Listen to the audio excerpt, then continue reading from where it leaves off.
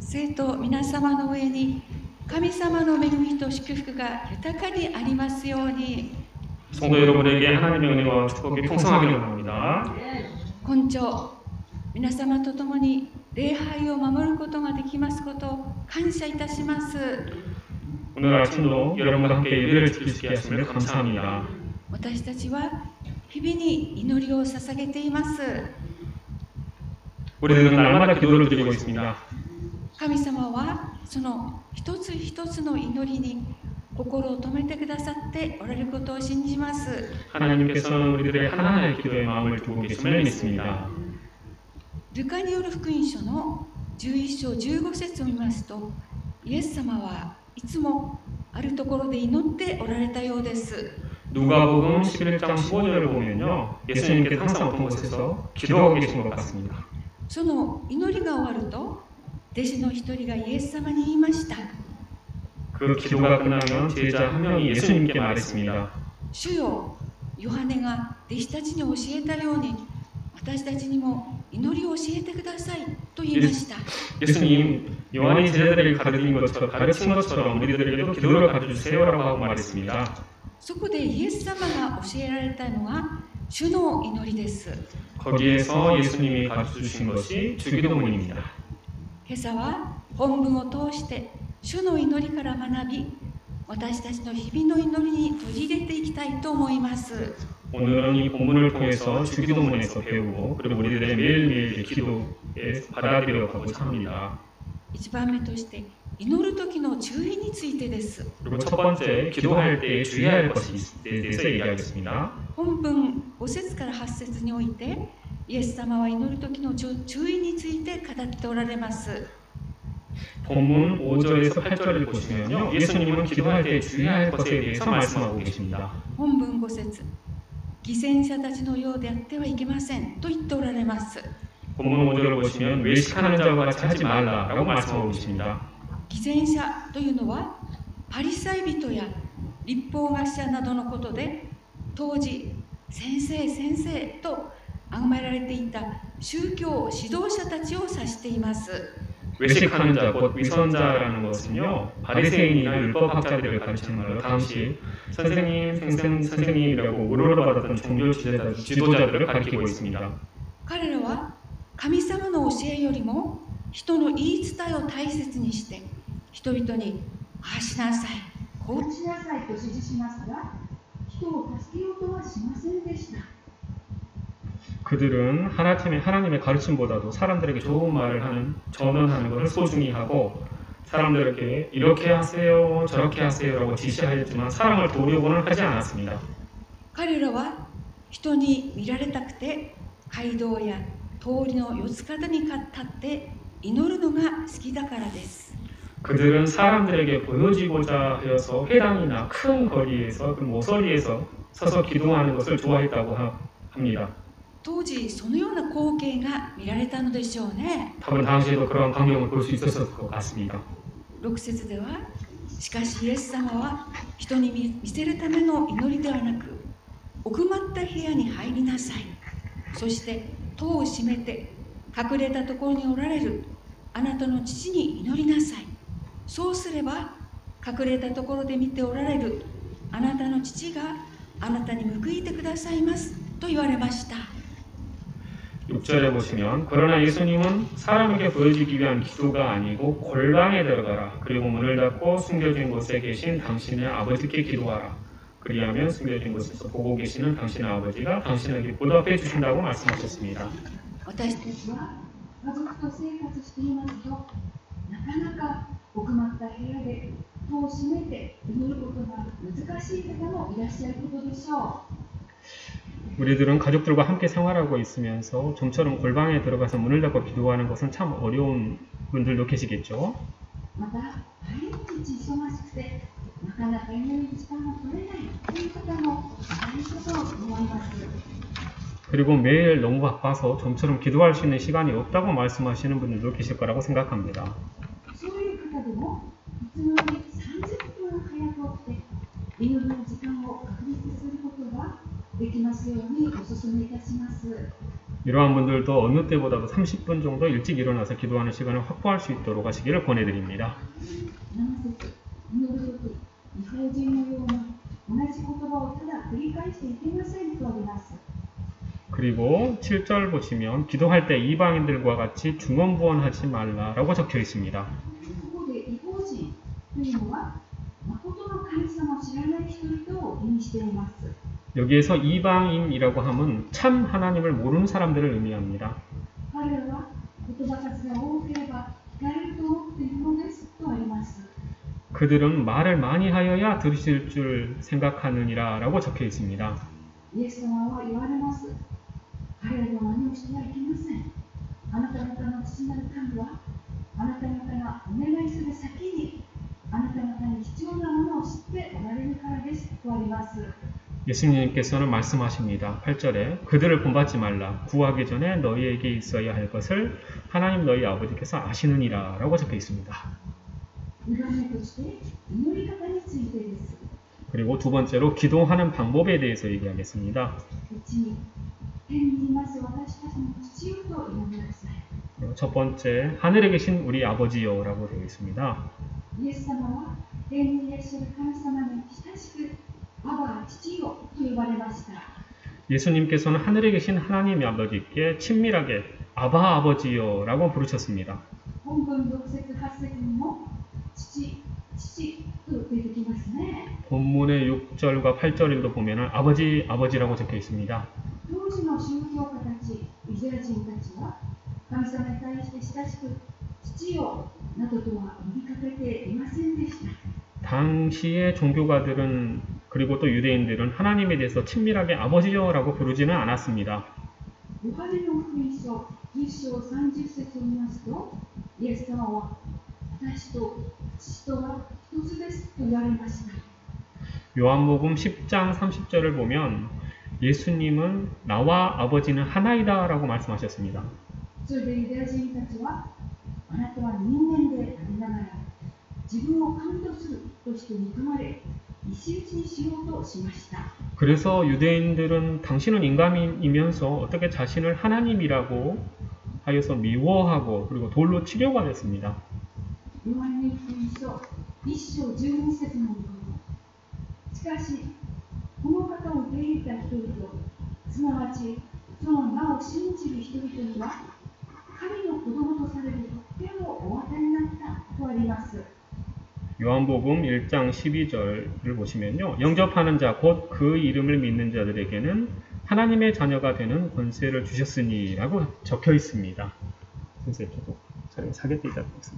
譜面台をちょっと下げて。はい、はい。すみません。先生の顔は全然見えなかった。はい。すみません。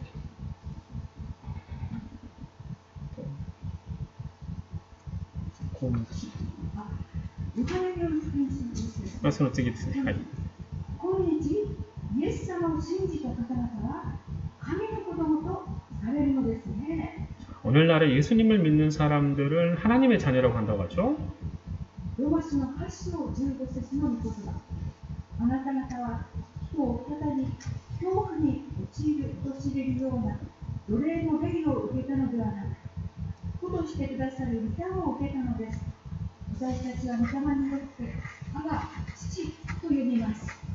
로마서 8장 15절에 보면요. 너희는 다시 무서워하는 종의 영을 받지 아니하고 양자의 영을 받았으므로 우리가 아바 아버지라고 부르짖느니라 라고 적혀 있습니다. これは親しい父と子の関係を意味しています。 이것은 정말 친밀한 아버지와 자녀의 관계를 의미합니다. イエス様を信じる生徒たちは信仰を持って親しく天のお父様と呼びかけることができるのです。 예수님을 믿으면 성도들은 신앙을 가지고 친밀하게 하늘에 계신 아버지라고 부를 수 있는 것입니다. 2番目として皆が崇められますようにと祈ります。 그리고 두 번째, 이름이 거룩히 여김을 받으시오며입니다. 父なる神様は偉大なお方です。 아버지이신 하나님은 위대하신 분이십니다. 天地万物を創造されました。 천지 만물을 창조하셨습니다. 自然界を支配しておられます。 그리고 자연계를 지배하고 계십니다. 詩篇の19編の一節では、天は神の栄光を語り継げ、大空は御手の技を告げ知らせるとあります。 그리고 시편 19편 1절 보면은요, 하늘이 하나님의 영광을 선포하고 궁창이 그의 손에서 하신 일을 나타내는도다 라고 적혀 있습니다. 詩編50編12節には、世界とそれに満ちているものは私のものだからと語っておられます。 그리고 시편 50편 12절에 보면 세계와 거기에 충만한 것들이 내 것임이로다 라고 말씀하고 계십니다. 歴史を支配しておられる方です。 역사를 지배하고 계신 분입니다. イエス様がお生まれになる前は、紀元前、Before Christ、BC およびイエス様がお生まれになってからは、紀元後、ラテン語で、ドミニ、AD と書いています。 예수님이 태어나기 전은 기원전, Before Christ BC라고 하고요. 예수님이 태어나신 후부터는 기원 후, 라틴어로 아노 도미니 AD라고 나뉘어져 있습니다. 主なる神様は私たちのすべてをご存知の方です。 주 대신 하나님은 우리들의 전부를 알고 계십니다. 何でもおできになるお方です。 어떠한 것도 가능하신 분입니다. このように偉大な神様を褒めたたえずにはなりません。 이렇게 위대한 하나님을 찬양하지 않을 수는 없습니다. 心から信仰と敬意を持って主の皆を崇めましょう。 마음으로부터 나오는 신앙과 경의를 가지고 주의 이름을 높이시길 바랍니다. 3番目として、御国が来ますようにと祈りなさい。 그리고 세 번째, 나라가 임하시오며입니다. 御国は主が再臨されて最後の敵である死が滅ぼされるときに到来します。 여기에서 나오는 나라라고 하는 것은요, 주님이 재림하셔서 최후의 적, 죽음에서 멸망하는 것이 도래합니다. 第一コリントの15章24節から28節にこのようにありますのでお読みいたしましょう。 고린도전서 15장 24절에서 28절에 이렇게 기록되어 있습니다. 24節、それから終わりが来ます。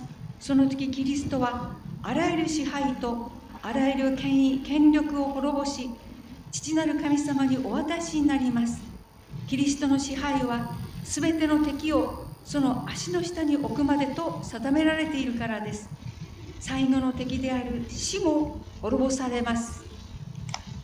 彼は万物をその足の下に従わせたからです。ところで、万物が従わせたというとき、万物を従わせたその方がそれに含まれていないことは明らかです。しかし万物が御子に従うとき、御子自身もご自身に万物を従わせた方に従われます。これは神がすべてにおいてすべてとなられるためですとあります。 24절부터 읽겠습니다. 그 후에는 마지막인 그가 모든 통치와 모든 권세와 능력을 멸하시고 나라를 아버지 하나님께 바칠 때에 그가 모든 원수를 그 아래에 둘 때까지 반드시 왕노릇 하시리라. 맨 나중에 멸망받을 원수는 사망이니라. 그리고 만물을 그의 발 아래에 두셨다 하셨으니 만물을 아래에 둔다 말씀하실 때 만물을 그 아래에 두시니가 그 중에 들지 아니한 것이 분명하도다. 만물을 그에게 복종하게 하실 때에는 아들 자신도 그때의 만물을 자기에게 복종하게 하신 이에게 복종하게 되리니 이는 하나님이 만유의 주로서 만유 안에 계시려 하심이라 라고 적혀 있습니다. それでは今の生活において御国と関係において探ってみましょう。 그러면 지금 생활에 있어서 나라와 관계에 대해서 한번 찾아보도록 하겠습니다. 最初バプテスマのヨハネが現れて述べ伝えていったことは、悔い改めなさい、天の御国が近づいたからでした。 최초의 세례 요한이 나타나서 전파한 말이 있습니다. 회개하라 천국이 가까이 왔느니라 였습니다. ついにイエス様ご自身が宣教を開始してから言われたことも、悔い改めなさい、天の御国が近づいたからでした。 그리고 예수님께서 오셔서 선교를 계시하실 때 말씀하신 것도 회개하라 천국이 가까웠느니라 였습니다. すなわち私たちが御国に入るためには悔い改めることが求められています。즉 우리들이 천국에 들어가려면 회개하는 것이 요구되고 있습니다. 悔い改めるということは、ごめんなさい、私が悪かったですとお詫びして生き方を変えることですね。 회개한다는 것은 죄송합니다. 내가 잘못했습니다라고 사죄하고 삶을 바꾸는 것입니다. マタイの福音書の18章3節でイエス様は、悔い改めて子供のようにならない限り決して御国へ入れませんと言われました。 마태복음 18장 3절에서 보면요, 예수님은 회개하고 돌이켜 어린 아이들과 같이 되지 아니하면 결단코 천국에 들어갈지 못하리라라고 말씀하셨습니다. 御国に入るには子供のように素直に従順になることが求められていることですね。 천국에 들어가려면 어린 아이와 같이 순순히 순종하는 것이 요구되고 있는 것입니다. マタイの福音書の12章28節では、私が神の御霊において悪霊を追い出しているのなら、もう御国はあなた方のところに来ているのですと言われました。 마태복음 12장 28절에 보면 내가 하나님의 성령을 힘입어 귀신을 쫓아내는 것이면 하나님의 나라가 이미 너희에게 임하였느니라 라고 말씀하셨습니다. イエス様の臨在のあるところに神の国があるということです。 예수님의 임재하는 곳에 하나님의 나라가 있다는 것입니다. 今、主イエス様の皆によって賛美を捧げ、礼拝を捧げるところに神の国が来ているのですね。 지금 우리 주 하나님 예수님의 이름으로 찬송하고 예배하는 곳에 하나님의 나라가 오고 있는 것을 말합니다. 4番目として、御心が天で行われるように地でも行われますようにと祈りなさい。 그리고 네 번째, 뜻이 하늘에서 이루어진 것 같이 땅에서도 이루어지이다. これは新天新地において成就します。 이것은 새로운 하늘, 새로운 땅에서 성취됩니다. 第2ペテロの3章10から13節をお読みします。主の日は盗人のようにやってきます。その日には天は大きな響きを立てて消え、天の万象は焼けて崩れ去り、地と地のいろいろな技は焼き尽くされます。このようにこれのものは皆崩れ落ちるとすれば、あなた方はどれほど清い生き方をする敬虔な人でなければならないことでしょう。そのようにして神の日が来るのを待ち望み、その日が来るのを早めなければなりません。その日が来れば、そのために天は燃え崩れ、天の万象は焼け溶けてしまいます。しかし私たちは神の約束に従って正義の住む新しい天と新しい地を待ち望んでいますとあります。 베드로후서 3장 10절에서 13절을 보면요. 그러나 주의 날이 도둑같이 오리니 그날에는 하늘에 큰 소리로 떠나가고 물질이 뜨거운 불에 풀어지고 땅과 그 중에 있는 모든 일이 드러나리로다. 이 모든 것이 이렇게 풀어지리니 너희가 어떠한 사람이 되어야 마땅하냐. 거룩한 행실과 경건함으로 하나님의 날이 임하기를 바라보고 간절히 사모하라. 그날에 하늘이 불에 타서 풀어지고 물질이 뜨거운 불에 녹아지려니와 우리는 그의 약속대로 의가 있는 곳인 새 하늘과 새 땅을 바라보노라. もう少しで311から12年目を迎えようとしています。 좀 지나면 3월 11일이 됩니다. 벌써 12년이 맞이하게 되는 거죠. 被災地だったところではたくさんの復興支援住宅が建設されました。 제 지역에는 많은 부흥 지원 주택이 건설이 되었습니다. どれを見ても立派な住まいです。 어떤 곳을 보더라도 좀 훌륭한 주택입니다. そこに入居されている方々は被災された方々です。 그곳에 입주하신 분들은 재해를 당하신 분들입니다. それぞれ復興支援住宅に移転すれば、これまで住んでいた仮設住宅は取り壊されます。 이렇게 부흥 지원 주택에 이전하시면 지금까지 살았던 가설 주택들은 철거되게 되겠죠. 仮設住宅は仮の住まいだからですね。 가설 주택은 임시 주택이기 때문입니다. それと同じように、今私たちが住んでいるこの地は仮の住まいです。 그것과 동일하게 지금 우리들이 살고 있는 이 땅은 임시주택입니다. 新しい天と新しい地が現れると、この地は必要がなくなってしまいます。 새로운 하늘과 새로운 땅이 나타나면 이 땅은 필요 없어지게 됩니다. そしてこれまでの古い地は壊されてしまいます。 그리고 지금까지의 옛 땅들은 전부 다 부서지게 됩니다. この新しい天と新しい地に誰でも入れるわけではありません。 그리고 그 새로운 하늘과 새로운 땅에는 누구나가 들어갈 수 있지는 않은 것입니다. それはイエス様を救い主と信じ受け入れた人たちが入ることができます。 그것은 예수님을 구원자로 믿고 받아들이는 사람들만이 들어갈 수 있습니다.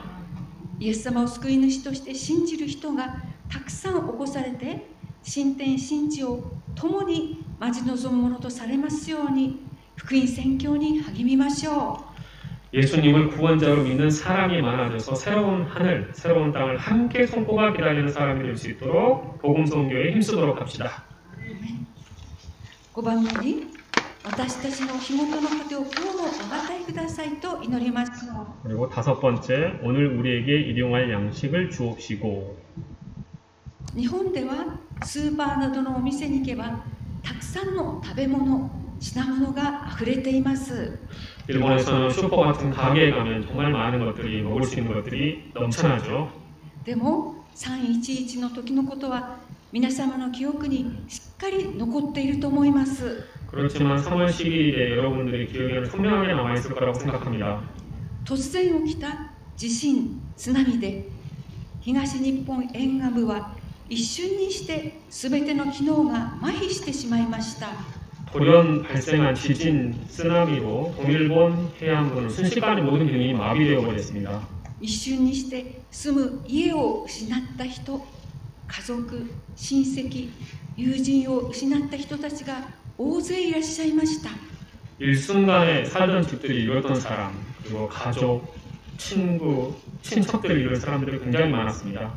そうした中で私はガス、水道、電気などが止まって避難所での生活を2ヶ月ほどいたしました。 그런 중에도 저는 가스, 수도, 전기가 멈춰가지고요 2개월 정도 피난소 생활을 하였습니다.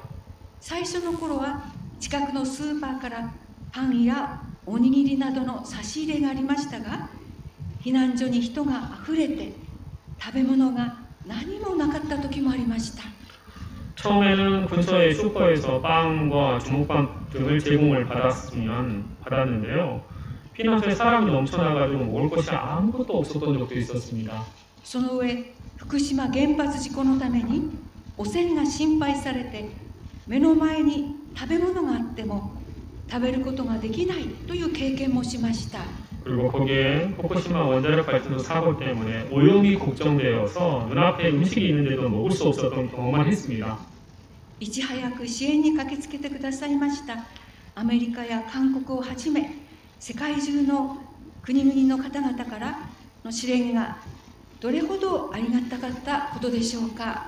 하루빨리 지원을 와주었던 미국, 한국을 시작으로 전 세계 많은 나라에서 지원들이 얼마나 고마웠었는지 모릅니다. 改めて私たちの日ごとの糧を今日も与えてくださいと謙遜に祈ることの大切さを知らされました。 다시금 우리들에게 일용할 양식을 오늘도 주셨습니다 라고 겸손하게 기도하는 것이 얼마나 중요한지를 알 수 있었습니다. また霊なる糧である聖書を読んで静かに祈りたいと思っても避難所は人であふれて静まることも難しいものでした。 그리고 또한 영적인 양식인 성경을 읽고 조용히 기도하려고 했지만 피난소는 사람 그리고 사람으로 넘쳐나서 조용해지는 것이 어려웠습니다. 今落ち着いて御言葉の糧を日々にいただけることもありがたいことだと感謝しています。 지금 이렇게 차분히 성경의 양식을 매일 취할 수 있는 것도 고마움에 감사하고 있습니다. 311以降、日本中の教会が協力して支援活動がなされています。 그리고 3월 11일, 3.11 이후에 일본의 교회가 협력해서 지원 활동들이 지금 이루어지고 있습니다. また核の心配のない水や食料の供給についても考えられています。 그리고 또한 핵의 걱정이 없는 물, 식량의 제공에 대해서도 고민하고 있습니다. そのためにそれぞれの教会に財的資源、物的資源、人的資源が与えられて支援活動が継続できますように祈ってまいりましょう。 그리고 그것을 위해서 각각의 교회 재물적 지원, 물적 지원, 인적 지원이 주어져서 지원 활동이 계속될 수 있도록 기도합시다.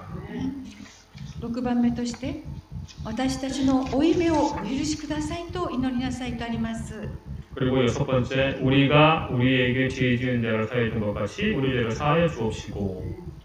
戦後間もない頃のアメリカ捕虜収容所でのお話です。 전쟁 끝난 지 얼마 되지 않았을 때 미국 포로 수용소에서의 이야기입니다.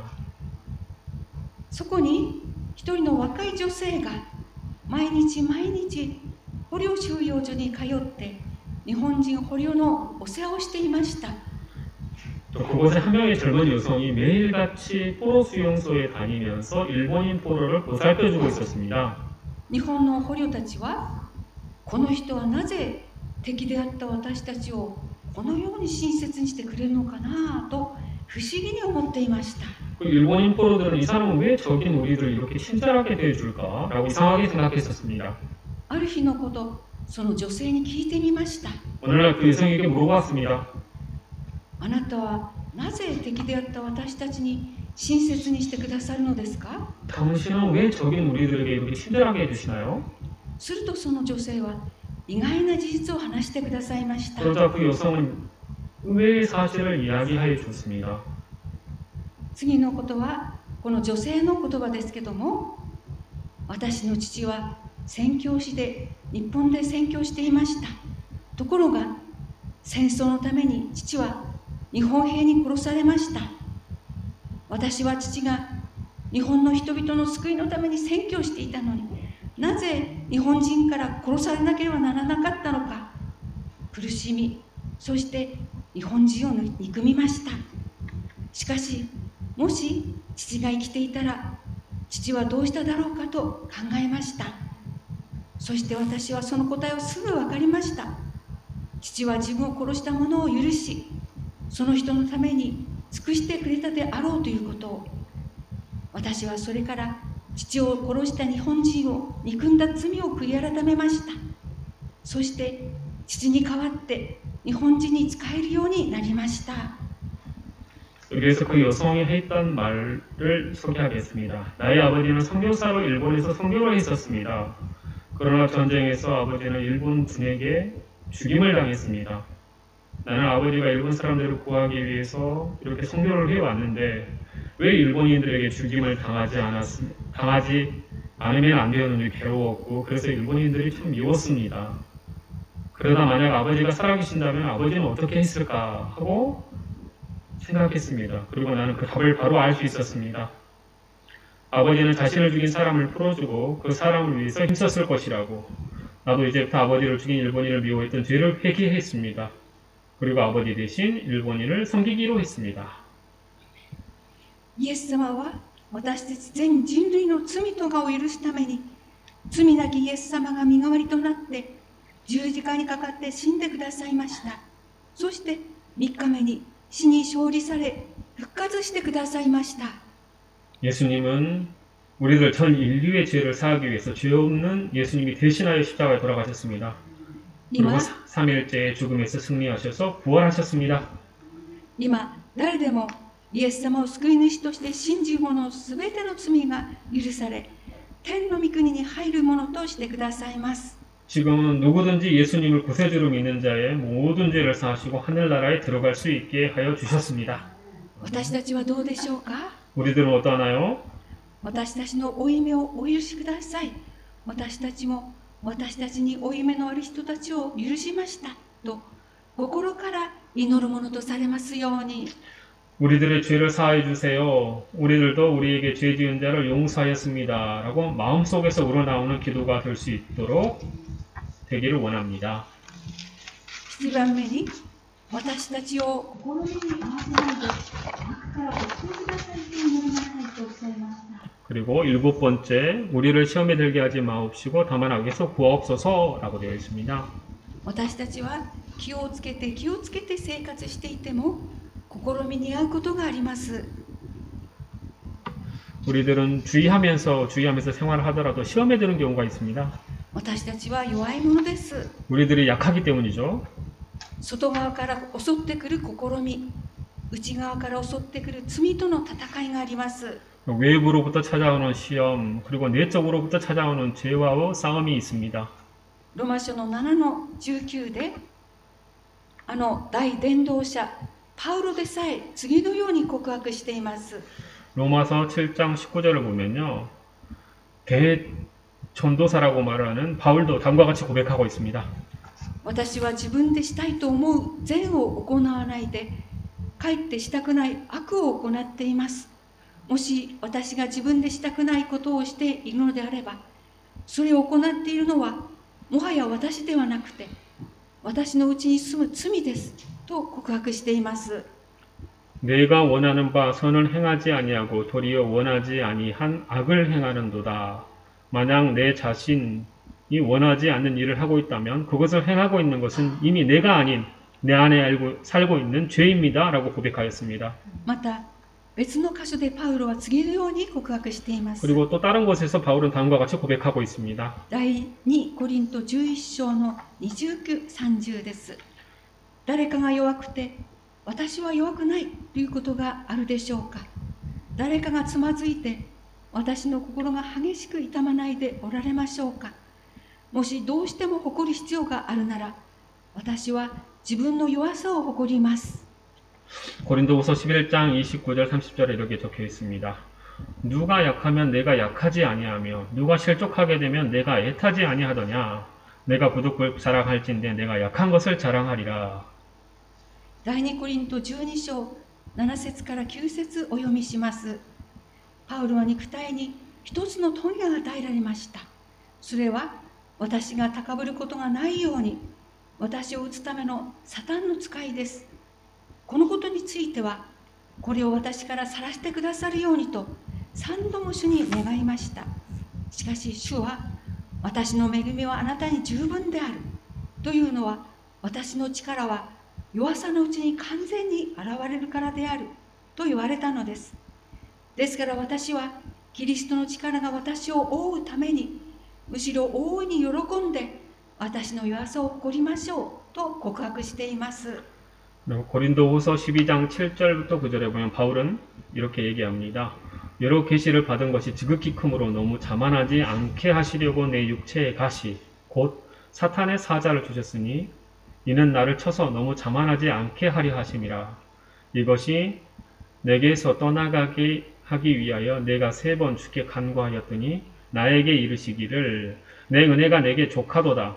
이는 내 능력이 약한 데서 온전하여짐이라 하시는지라. 그러므로 도리어 크게 기뻐함으로 나의 여러 약한 것들에 대하여 자랑하리니 이는 그리스도의 능력이 내게 머물게 하려 함이라 하고 말씀하셨던 것입니다. 그래서 나는 그리스도의 힘이 나를 덮으시고 계시기 때문에 오히려 크게 기뻐하고 나의 약함을 자랑합시다 라고 고백하고 있습니다. 私たちもパウロのようにキリストの力が私を覆うためにむしろ喜んで自分の弱さを誇るものとされましょう。 우리들도 바울과 같이 그리스도 힘이 나를 덮고 계시기 때문에 오히려 기뻐하고 자신의 약함을 자랑하는 자가 됩시다. そして常に謙遜を持って私たちを試みに合わせないで悪からお許しください、お救いくださいと祈るものとされましょう。 그리고 항상 겸손하게 우리들을 시험을 만나지 않게 하도록 악에서 구하여 주세요 라고 기도하는 자가 되시기를 바랍니다. 8番目として国と力と栄とは常しえにあなたのものだからです。アーメン。 그리고 8번째 나라와 권세와 영광이 아버지께 영원히 있사옵나이다. 아멘 라고 되어 詩編 있습니다. 115編1節の御言葉。私たちにではなく、主よ私たちにではなく、あなたの恵みと誠のために栄光をただあなたの皆にのみ帰してください。アーメン。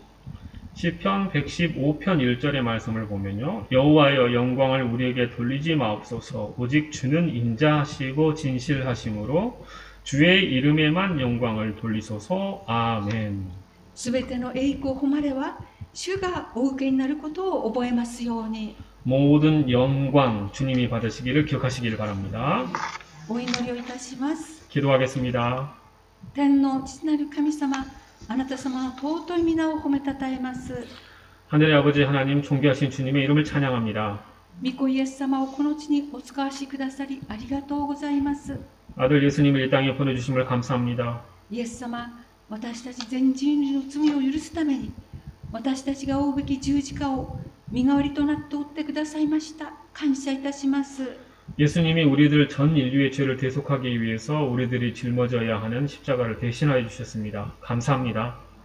イエス様の尊い十字架の死が私たちの救いのためであったことを信じ感謝いたします。 예수님의 존귀한 십자가의 죽음이 우리들을 구원하기 위하였음을 믿고 감사합니다. このことを通して私たちを神の子としてくださいましたことを感謝いたします。 그리고 이 일을 통해서 우리들을 하나님의 자녀 삼아 주심을 감사합니다. 罪を悔い改め天の御国へと導かれている恵みに感謝いたします。 그리고 죄를 회개하고 하늘나라에 인도하여 주신 은혜에 감사합니다. 天の御国では主の御心が行われています。 하늘나라에서는 주님의 마음이 향하여 주고 있습니다.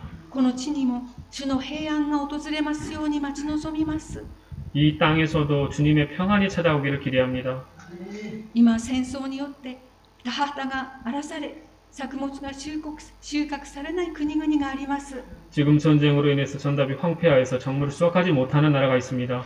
戦いがやみ平和が訪れますように、種をまき収穫することのできる地が広がりますように。